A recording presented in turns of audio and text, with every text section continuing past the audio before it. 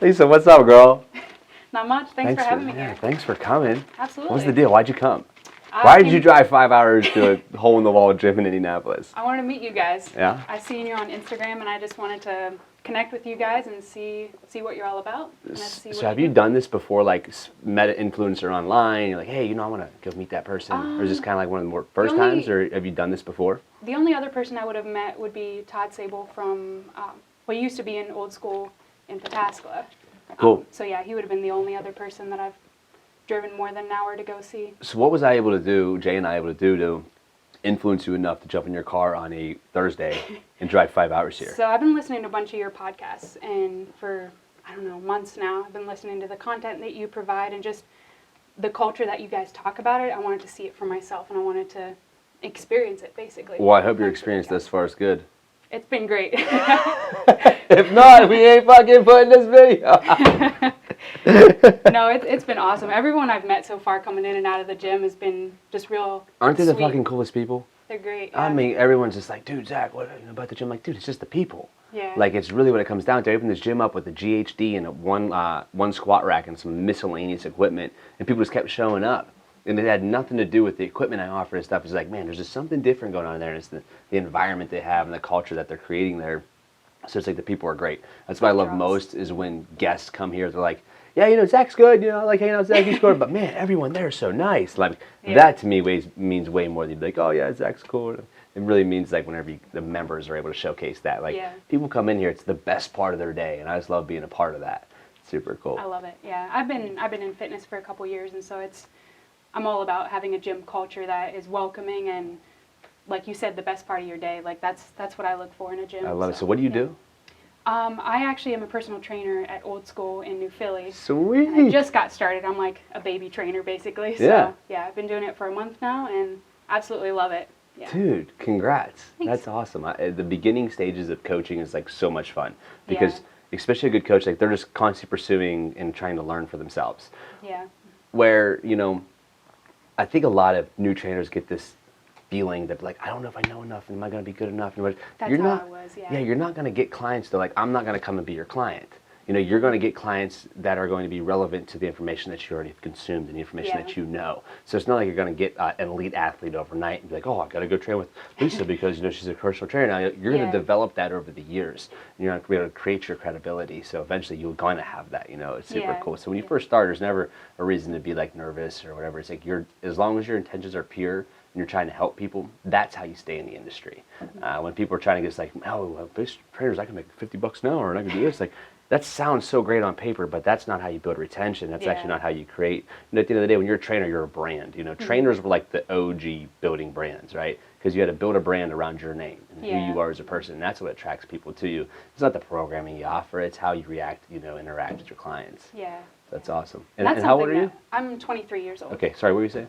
I was going to say, that's actually something that held me back for, I don't know, I went and got my GED in order to get my personal training cert 2 years ago, and then I got scared. I was like, what do I do when I have someone who's expecting me to know more than them, expecting me to teach them something? I'm like, I got scared of people getting hurt under my training, and so I just kind of put it all on pause until this spring. I was like, no, you know what? I'm going to do it. I'm going to finally stick to what I had planned, and it's been awesome so far. My first client, she's incredible. She actually comes to my church, and so that's how we met. And she's like, "Do you want a guinea pig?" And I'm like, "Absolutely!" Yeah, that's what I knew. If you're okay with being a guinea pig, I'm down. So that is super awesome. Good for you. Isn't it crazy that little voice? You have this voice inside your head. The devil and the angel, and that whole cliche term. But the enemy is always at work. He's telling you that you're good enough. He's going to make you feel shameful. You don't know enough. You better watch training people. You're going to get them hurt. Yeah. These are all voices that we hear, and I think every trainer who has any integrity probably hears the same voices as well. But it's choosing. Am I going to choose to listen to this voice, or am I going to choose to continue to seek out more education and more information and more knowledge, drive 5 hours to learn? Am I going to do this type of stuff that's going to put me in a position where I'm not going to, injure my clients, and I am going to provide good value for my clients? That's the voice that we have to continue listening to, and sometimes it's not always the loudest voice. Sometimes it's a real quiet voice telling you, hey, you can do it. And then you have this other voice like, nah, you can't do it. You have to decide, hey, even if that voice is louder, I have to listen to this voice down here because that's what I know is actually true, and I know that it's true about me because my intentions are pure, and I want to be here because I want to help people. And I think that's really what it comes down to. So anyways, long story short, Lisa has a bunch of questions for me. She came in. We're like, yo, man, give me some questions. Let's make a cool video. So here we are. Because she's been listening to the podcast for a while, so she already knows a lot about me. I don't really know a ton about her, so I'm going to obviously ask her questions back in return. And we're basically kind of do a podcast here at the front desk, essentially. Hang out. Sounds good. So what's up? What do you got for me? So I was curious. Now, if the questions are too hard, I'm not going to answer them. I'm just going to edit it out. I've seen the culture from a distance, like through social media, but it seems that you guys have a really like community-centered culture here. And I was curious, how do you keep that as like new members come in? Because I mean, you probably got people from all over coming in. You don't know them before they get here. So how do you keep that culture sustained as you gain members? I love this question because usually it's like, how did I create the culture? It's hardly ever how I sustain the culture. Sustaining the culture now is probably one of the easier things I actually have to do on a day-to-day basis because I just get to be myself. You know, creating the culture again was being myself, but it's also getting people to buy into what I believe in. Yeah. In essence, like the whole knocking each other up, and you see everyone's just slapping hands, and everyone walks in, hey Zach, hey Bob. You know, it's constant. But how we sustain the culture is I have a group of guys. I build a team. I knew early on in this that I wasn't going to be able to do this myself. I need guys like Charlie, Jay, Jeremy, Tanner, Jose, Dylan, Ash. You know, my team goes on. You know, if these people aren't here helping me keep this culture up, because at 5 in the morning, Jay's in here training a client, he's helping that culture in the morning, right? Jeremy's here at 8 o'clock at night, he's helping a client, he's also keeping that culture alive, right? So every day we're constantly feeding the environment. So essentially how our culture sustains itself is you really have no other choice. You know, when you come in the door, you look at our gym and you're like, what the fuck is this? This is just like some random equipment in a garage. That's really what we are, right? And you have other people walk in and are like, dang, I'm home. And it's also contagious. So when a member gets a knuck, right? If you walk in, you're going to see today when you train with us, someone's going to give you knucks. And you're going to see someone else give you knucks. And you're going to be grinding through a lift because if you don't train hard, you got to leave, right? You're going to be grinding through a lift and you hear everyone start yelling for you, just out of nowhere. Well, how that all started is, you know, someone else had walked in, it was their first time, and someone gave them knucks. And then they cheer for them. And then they pass it on. They're like, oh, I really liked, like, everyone here, like, yelled when I was struggling. So next time I see someone struggling, I'm going to be like, go get it, you can do it. You really just start screaming, ah! You know, you usually get it up, right? Noise, yeah, it just really makes some loud noises. So it's almost like everyone begins to adopt it, you know, everyone is adopt that, and it's kind of led us in the position we're in now. It's awesome. I love being a part of it. And that's really what I consider myself, is a part of it. I'm not like, this is me. Like, you don't carry the whole weight of it God, by no, yourself. It'd be too much stress. Yeah. It'd be too much anxiety for me. I can't carry the weight of this place on me, right? There's something this place is being moved by something that's much greater than me. I look back and like, why the fuck did people ever come here? I don't know why. I have no idea why people actually showed up to be a membership when I first opened. Like, it just didn't offer much. But, you know, it's just like, I know we're being led in a direction that's just so much bigger than me. So I don't really like have an anxiety about that. I just go, hey, it's gonna be how it's gonna be, you know. And, you know, having a gym like this too allows it to not be so like, you're not gonna really have many assholes come in here because they just aren't gonna fit in. Yeah. You know, have you had people leave like that? People come in and they just don't fit in and they for sure. Peace out. Yep, I've had people come before.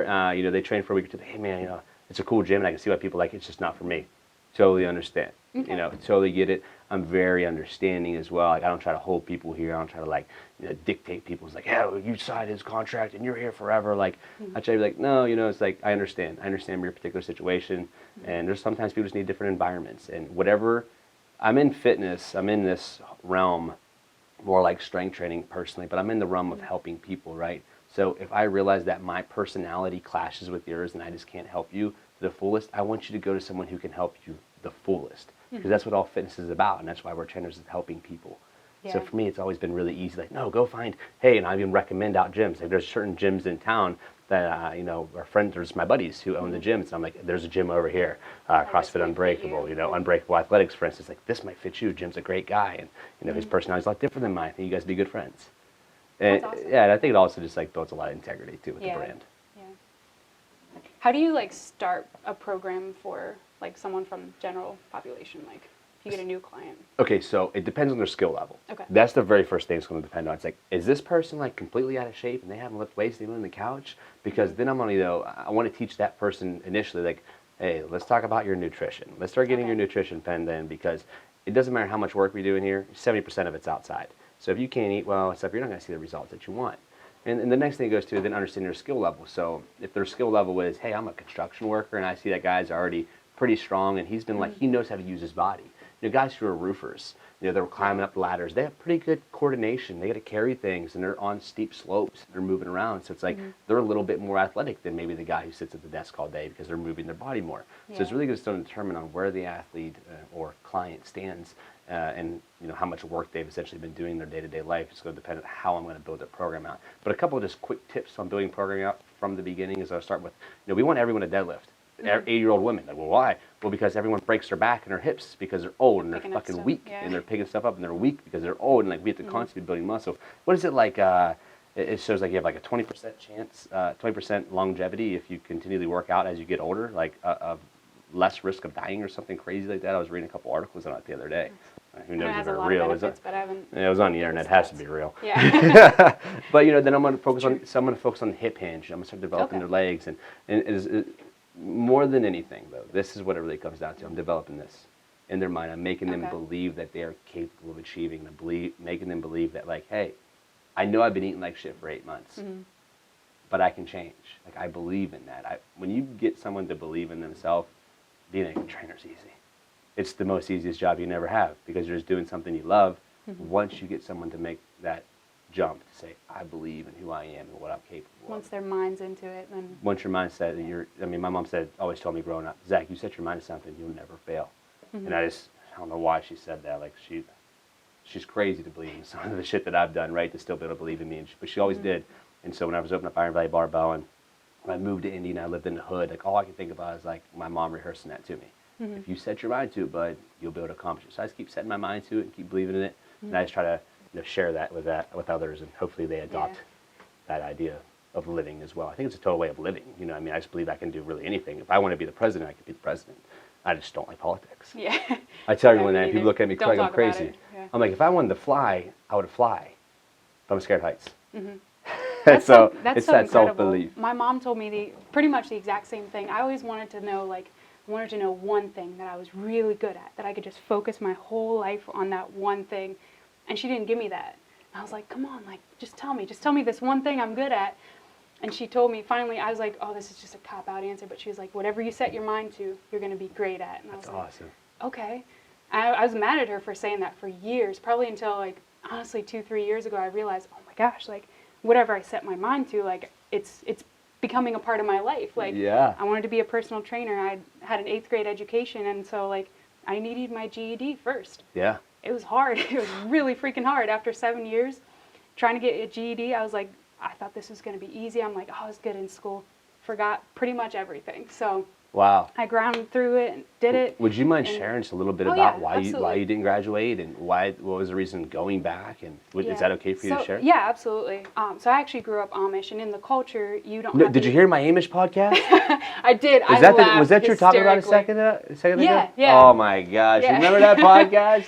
It was hysterical. Every time you I'm guys glad said you found a sense of humor in that because I didn't mean it to be. Oh, no. Okay, cool. There's so many things that I was like, this is so accurate. I'm like, it was hysterical. But Super yeah, awesome. so I grew up in this really tight culture that you don't really get to dream. You don't really get to have these huge aspirations, especially as a woman.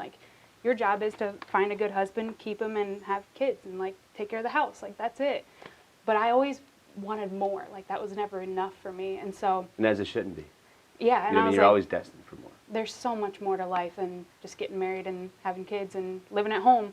But yeah, so after I left the culture, I realized I had bazillions of opportunities, and I almost froze for the first while. I was like, I didn't know what to do with this freedom, and so it took me a couple years to Especially sort through. being that confined, and then being like, hey, the world's yours. It's just what? It's like deer in the headlights kind of thing. I didn't know what to do, and I became a part of this ministry that really helped me focus my relationship with Christ. I became a lot more of a solid Christian than I was before, and through that I started branching out into different things, just trying different things, see what I thought about it, and like what?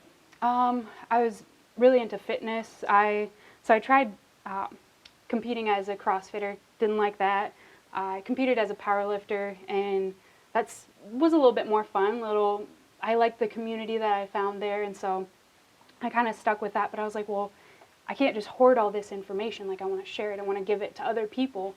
And so I decided, well, maybe personal training is a thing that I want to do. So I started down that journey, and that's when I realized, oh, shoot, I need more of an education. Like, I can't become a personal trainer without my GED. And so I went and got my GED, and then a year later went and got my personal training cert. So, Oh yeah, my gosh. it's been so much fun. What a comeback story. Incredible. That's incredible. That's awesome. You know what I mean? Because you hardly hear that anymore, that people have an 8th grade education. And they're like, yeah, I went and got my GED Yeah. and I decided to make this something of myself. That's super awesome.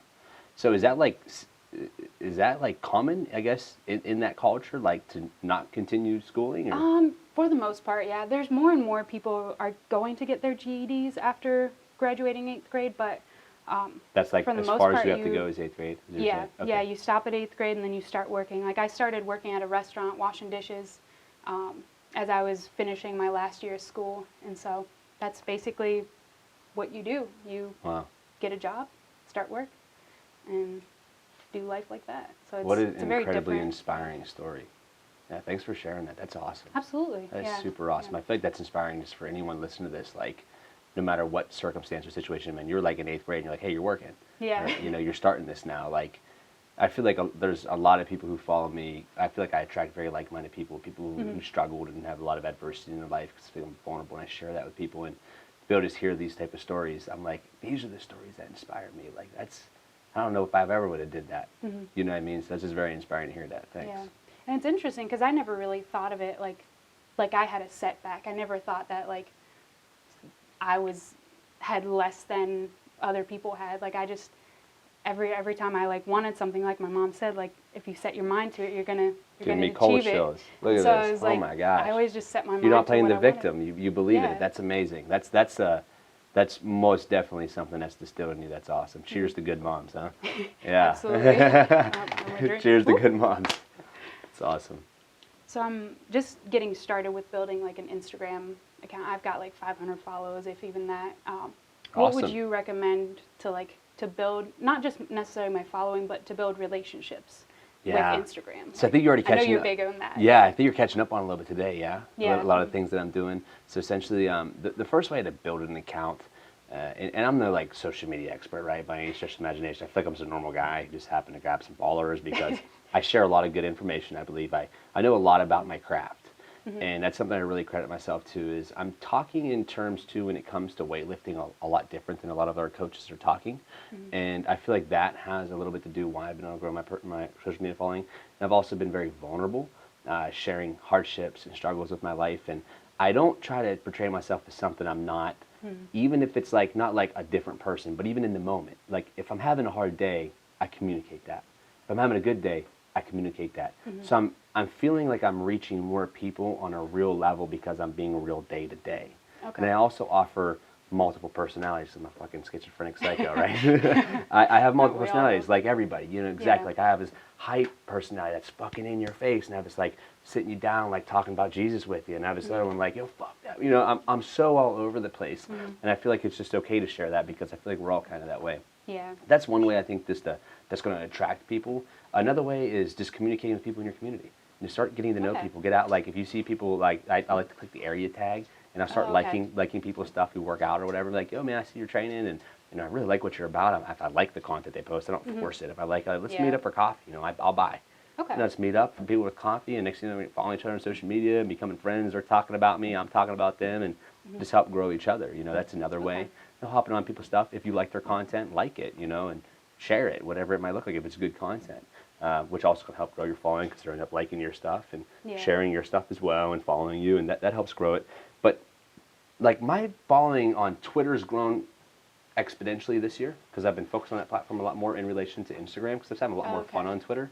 So I just kind of go wherever. See, I've never had a Twitter. Well, I've had one time just to look at stuff, but I don't know. In my opinion, how it works, really. you could grow Twitter extremely fast, especially with an understanding of how to tweet and getting involved in like little. I'm involved in a couple little Twitter communities, essentially, Okay. like a couple dozen people in different communities that we all basically talk about the same shit. Okay. And we share information with each other. And we debate with each other, like just healthy stuff, like not being Yeah. like assholes. Be like, hey Zach, I don't agree with this because X, Y, and Z. I'm like, whoa, that's a really great information. Like, Okay. here's why I don't agree with what you're saying, but I'm sure we can find a common ground. Things along that nature, which I've really enjoyed with Twitter.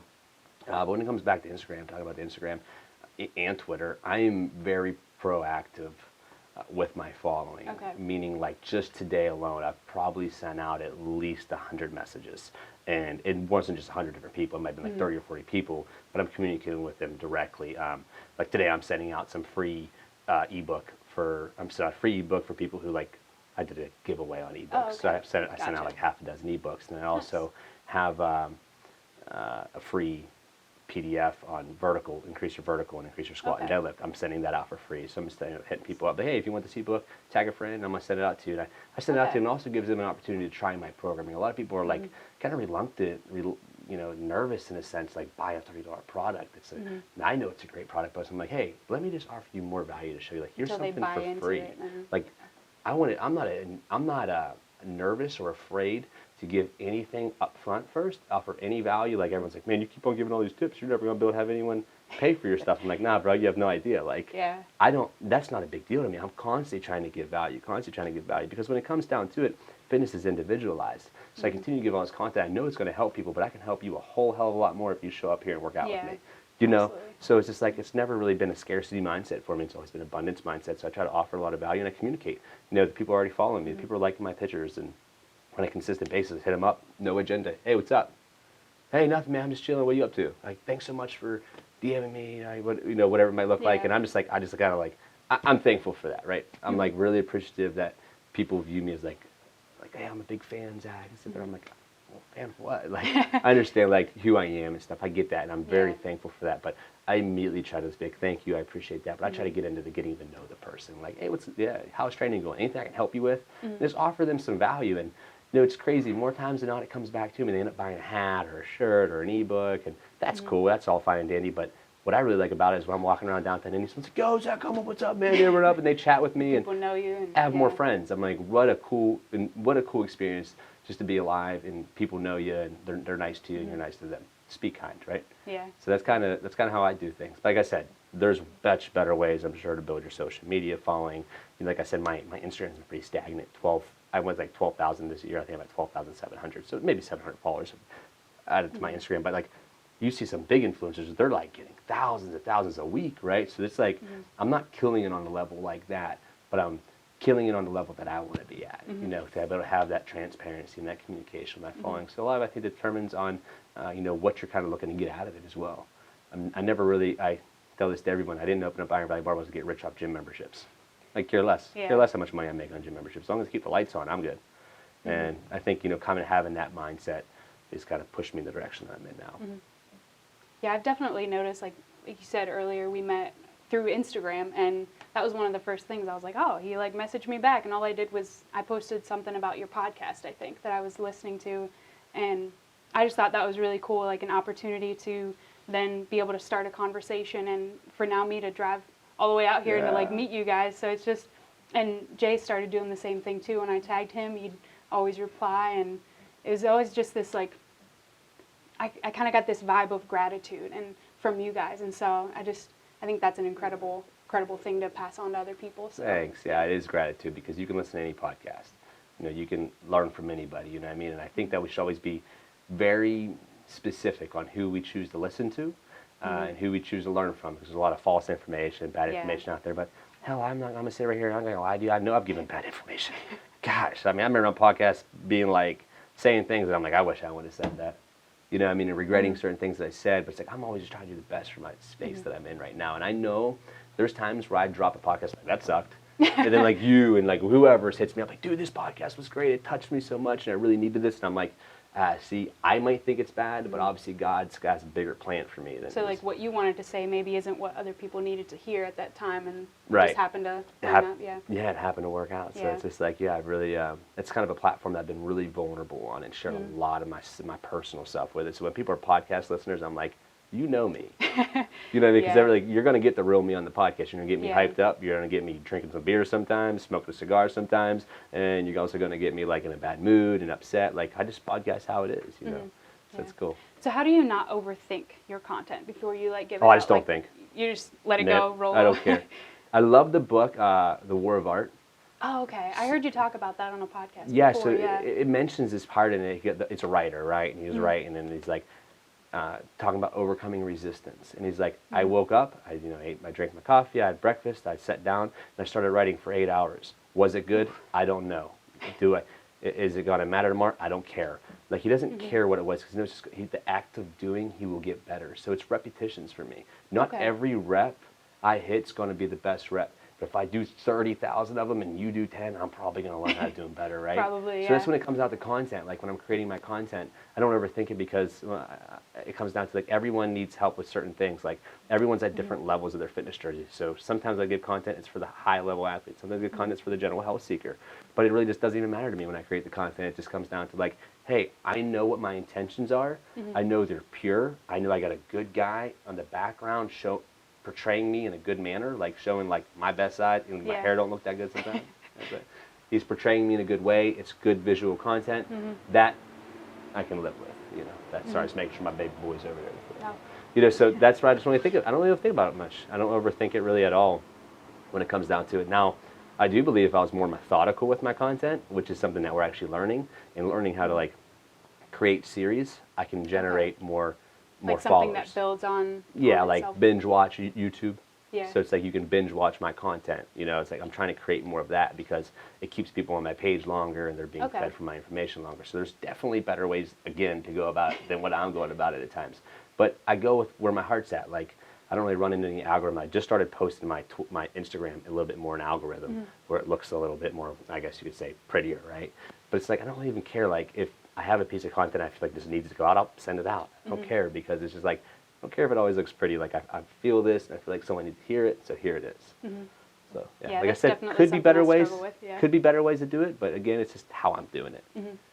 Yeah, and I think the more content you have out there, the more you have to give to people. Absolutely. Like, you can't give somebody something you're holding back. Like, In my opinion, there's never too much content. I think everyone start a YouTube page. I don't care. Like, what's your hobby? Well, my hobby is keep my yard clean. Well, fucking start a YouTube page on how you keep your yard clean, because there's other people out there who don't know about it, who want to learn. Like, hey, how do I keep up in my yard? Like, I want my yard to be maintained really well. And hey, I'm actually really good at working on cars. Start a fucking YouTube channel on how to change the alternator. Because I don't know how to change an alternator, but one day I might have to. Yeah. Like, you see me on my Instagram, I'm always doing like house projects, do-it-yourselfers. I YouTube the whole thing. I talk about, I don't know what I'm doing, I'm YouTubing it. So it's just like, I think everyone should start a YouTube channel. I think everyone should have an Instagram, Twitter page, and just need to communicate who you are. And you're going to build a following of like-minded individuals. You get to network and have more friends. Yeah. Yeah, that's awesome. Love That's it. all about community, right? You have a pretty clear vision of what you want Iron Valley Barbell to be. Where did you build that? Like, where did that come from? Where did it form? Like, So this is actually funny. A lot of people ask, like, dude, how do you get the vision? I'm like, I actually told Ash like 3 months for opening Iron Valley Barbell, I would never open a gym, ever. Are you serious? Dead serious. I'd never open a gym. It wasn't like it was always like, a vision of mine was never to actually own a gym. A vision has always been to help people. Okay. So everything else just fell in line. Okay. It's like the vision of Iron Valley Barbell just continues to be like, how can I reach more people? How can I better serve the people I already have? How can I better serve the customers I have online? And so the vision really just comes down to, it's like helping people. And I feel like the more people I help, the more we grow. Okay. And so the vision to me is just like, whoever's the next person in front of me, like you here today, right? So me and you just been sitting out here doing, like, you've been working and I've been working. We've been chilling. Like, usually I'm in my office, but like you decided to come here today, so like I just want to be around you. Even if we're not talking the whole time, I just want to be around you, because you're the next person in line. Like, boom, you're there. And it's like, whenever you leave, I'm gonna have someone else who just walks in as a member or whatever, and it's like, I want to spend my time with this person and help them out and help them grow. I had a lady walk in the other day who was just going through a lot of stuff, and she walks in. This happens at least probably once a week here. I feel like I'm everyone's like big brother sometimes, and in this case, she's older than me, but to lean on. right. And she come in, she's having a hard time, and she looked at me, and I said, I'm like, what's the matter? And she's just like, she had some dealing with some personal issues with her family and stuff, and I just hugged her, and she started crying, so I started crying too. And I was just praying over her, and telling her how much I loved her, how much being here, but she was just the next person in line that happened to show up. And I feel like that's what we all have. We all have next people in line. Like, you're going to go drive home and you're at the top of the gas station. There's going to be someone in line. You get to choose. Are you going to be a dickhead? Or are you going to be nice? You're going to be kind. You know what I mean? It's a way. It's like fake. Like, it can still be something. How are you going to choose to react to that next person in line? How do you let that, like, not overwhelm you, though? Like, when everybody's, like, kind of needing something from you? Oh, yeah. It can definitely be overwhelming when everyone kind of, like, and I talk about this to my guys a lot. Yeah, so what it is, it's like refilling my cup. Okay. I feel like I'm like this a lot. dumping out all the time, you know, and really just dumping myself out. So ways that I work on refilling my cup is I'm around people who are going to help me refill my cup, who are going to help me see like, hey, Zach, that's your vision, bro, and like you're in the right space. And it's also like a lot of self-reassurance, like knowing that I'm doing the right thing and that I'm not on this earth just to be able to feel good every night and to be able to be like, oh yeah, today was just good. You know, I'm here to exhaust my fucking self. I'm here to give all of my physical being because I feel like I'm a vessel and God's working through me. So if I don't give all of it, I'm doing not only myself, but God and the people that I'm supposed to be communicating to a disservice.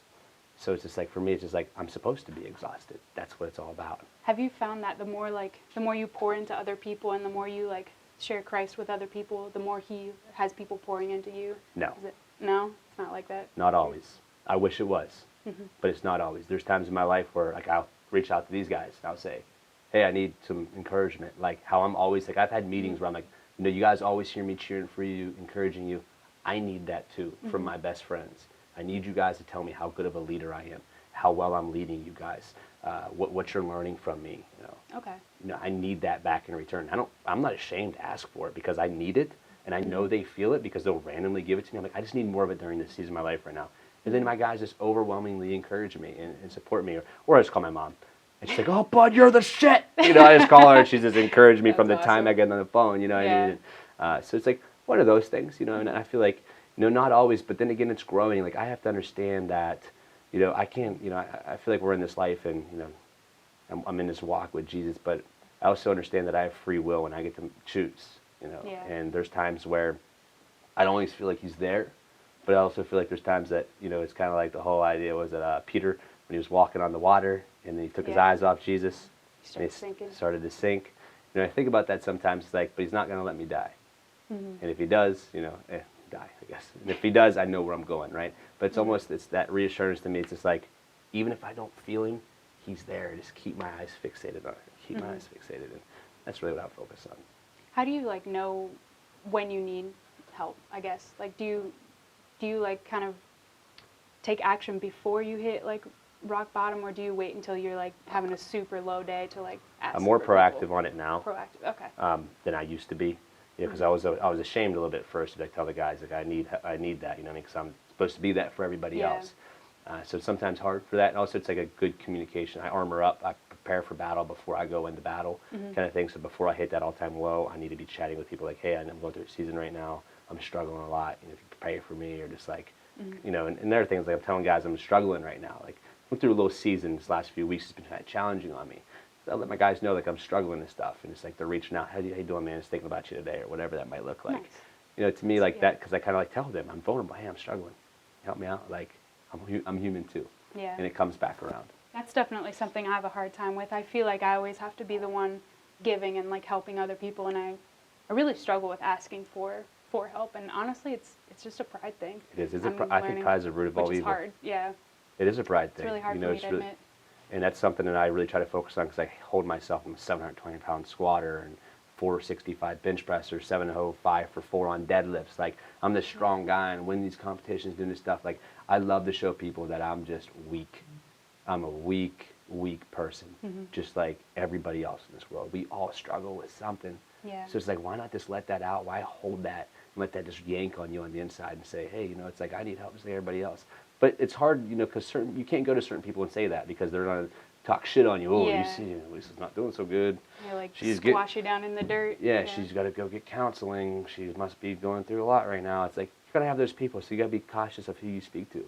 But also that determines, like, that's a good thing. If they do talk shit, you're like, oh, thank God, I know that now because I know who to not go to anymore. In the future. I know who to not pour as much into anymore. Like, I think even if people don't like me, I try to focus on still pouring into them because I feel like that's, you know, we're made in the image of God, and there's fucking people out there that I don't like, and I'm like, how in the fuck is he made in the image of God? You kidding me? Like, you see what I'm saying? But it's like, that's not for me to decide, right? So I still try to focus on loving people who are different than me and pouring into those people as well. But I'm also cautious, meaning like if I realize somebody that I pour into quite frequently is not ever returning that for me, the odds of me continue to pour into them tons probably not going to happen.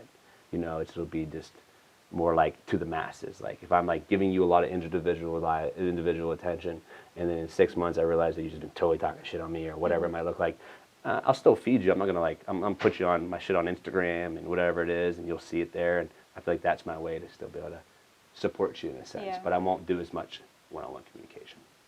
That makes sense. Yeah. So kind of make peace with that, you know. Well, I think that's about all the questions I had for today. So Thanks, homie. it's been great. Yeah, I appreciate you coming, Absolutely. helping out. That was cool. I think this is a cool video. Hey guys, appreciate you turning in. We're gonna put your social media stuff below. That should help grow your Instagram Okay. page. You know, put it That's awesome. Thank you. Yeah, put it below. I think that'll be cool. I appreciate you guys tuning in to another episode of Hanging Out with Zach at the front desk. Episode 1. What? the beginning. Yeah, this is the beginning of it all.